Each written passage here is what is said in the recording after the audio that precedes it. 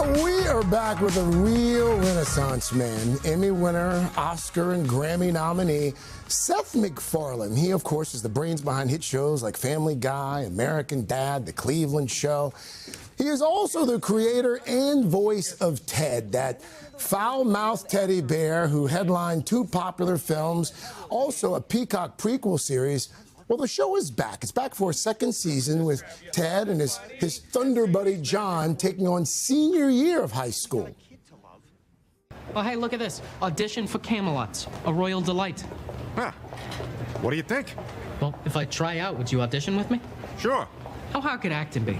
I mean, John Travolta does it. Skeet Ulrich makes a living at it. There's no way Tom Arnold does something we can't do. Matt LeBlanc seems to get by. Someone's paying Kevin Costner. Christian Slater sticks around. There's always plenty of Charlie Sheen. Craig T. Nelson owns a house from acting. I can act. You can act. Welcome back, buddy. Yeah, Welcome we just pissed off half of Hollywood. Ooh, can we say that in the morning? Yeah, you're fine. We hear Can you words. really? You can. You can. All right. Let's just stop it, though, at the P word. This on TV. No, okay, two's good. Okay. Two's good.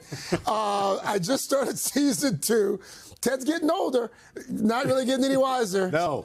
Pretty much the same the same idiot. Yeah. Just like his creator. But what I love about this one is that this one's set in the 90s. Mm-hmm. You're a kid in the 90s. You graduated from high school in the 90s, right? Yes. How much of your own personal experiences do you use to inform Ted? You know, thank God not a whole lot. Like, I knew a lot of Ted's, but I myself was, like, pretty reserved compared to Ted. Yeah. Ted's sort of a mess. I managed to plow through with a little bit more of a head on my shoulders.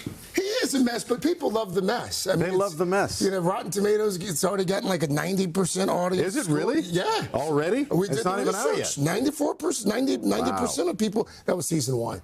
That was season 1. That was season 1. So there's still time for it to go south. Season 2 could be a flop. You're right. Yeah. But what do you think? What do you think it is about the franchise, about this little bear, that that people can't get enough of? I mean, what's that line from Time Bandits where Napoleon says, "That's what I like, little things hitting each other"? I think really that's all it is.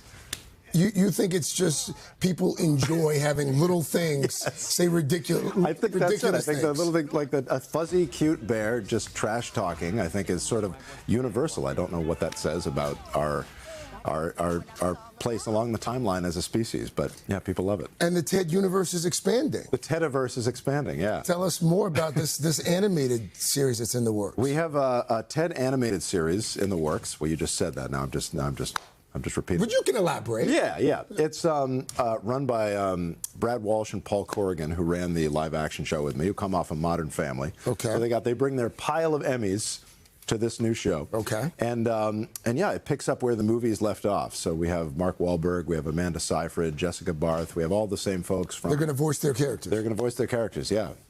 When can we expect to see this? It's a very good question that I should have an answer to before coming on the Today Show. It's coming. I think it's what are we in now, 2026? 2026. Yeah, so it's either late this year or early next year, I think. But don't quote me on that. Did something, I know nothing. That's not true. You know a lot. You did something recently that I found very fascinating. You put out this album, and it was an album of unreleased Frank Sinatra songs. Yes. How did this come to be? You know, Frank Sinatra Jr., before he passed away, used to do Family Guy on a fairly regular basis. And he was sort of the steward of the charts that his father accumulated throughout the course of his career. And when Frank passed away, they came into the possession of Tina Sinatra, his sister, and she called one day and said, "Would you want to acquire these things?" And we said, "Absolutely." It was about 1,200 boxes of arrangements. 1,200? 1,200 boxes. And there was, we worked with the archivist to figure out what exactly was in there. And what we found was that there were about 60 or 70 charts that Frank had never recorded from the peak era of 1958 to 1963. I mean, my God, your audience will love that. Yeah. And, you know our audience well. You know them well. Like the Nelson Riddle, Billy May, Gordon Jenkins, come on, guys. Don Costa. And so we went and recorded a bunch of these things. And there's still lots more to record. We only put a dent in it. I listened to it. It's beautiful. Yeah. I mean, it's Family Guy, one of my all-time favorite shows. I think you guys just hit Thank you, man. 450 episodes. Yeah. How does it end? How does it end? Yeah. Like, have you given thought to how you're actually going to end that show? I don't know. I guess I'd have to, go for my annual physical and have the doctor say, sit down. Yeah, I think it's going to go as long as we're capable of producing it, which seems, you know, like sort of a money grab, doesn't it? Well, you said it. Like very you said the quiet part out loud. But before I let you get out of here, for folks who don't follow you on social media, one of the things I've always enjoyed about you is you celebrate reading. Mm-hmm. And a little birdie tells me that you've actually read every night. Something every night since you were 12 years old. Yes.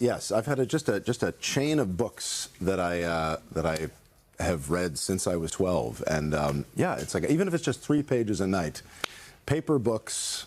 What are you reading right now? Can you tell me? You know, I just finished this book called 438 Days about this guy that was lost in the Pacific for like a year and a half and survived, and wound up in the Marshall Islands and was saved and became a huge celebrity because of it. You could turn that into a Family Guy episode. You could. I think we have. I think we've done like 3 episodes with exactly that plot and forgot that we did it 2 times before. Seth MacFarlane, you're always a treat. Thank you very much. I appreciate it. Thank you. Congratulations on season 2 of Ted. All episodes, by the way, of Ted season 2, all episodes drop tomorrow only on Peacock. Don't go farther. Seth is going to join us along with his Ted co-star Max Burkholder as well. That's coming up in the 3rd hour. Hey, thanks for watching. And don't forget, you can catch the Today Show every morning on NBC or take Today when you're on the go. Just follow the Today podcast on Apple Podcasts, Spotify, or wherever you listen.